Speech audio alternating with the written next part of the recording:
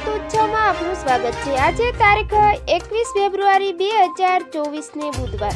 જોઈએ ડુંગળીના તમામ માર્કેટયાર્ડના તાજા બજાર ભાવ। તે પહેલા ચેનલમાં નવા હો તો ચેનલને સબસ્ક્રાઇબ કરી લેજો।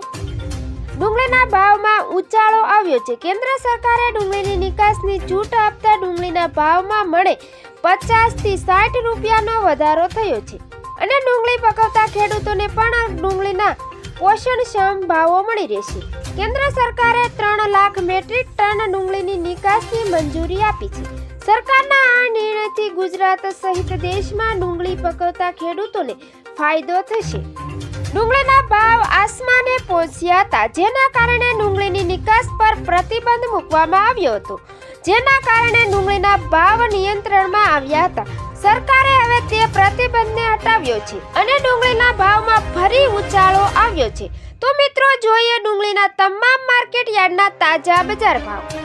મહુવા 150 થી 392 રૂપિયા, ભાવનગર 130 થી 390 રૂપિયા, વિસાવદર 81 થી 161 રૂપિયા, ગોંડલ 74 થી 411 રૂપિયા, રાજકોટ 150 થી 351 રૂપિયા, જેતપુર 96 થી 336 રૂપિયા, મોરબી 200 થી 450 રૂપિયા, અમરેલી 200 થી 260 રૂપિયા, જામનગર 100 થી 400 રૂપિયા, ડીસા 160 થી 400 રૂપિયા, સુરત 100 થી 430 રૂપિયા, વાછણા 200 થી 440 રૂપિયા।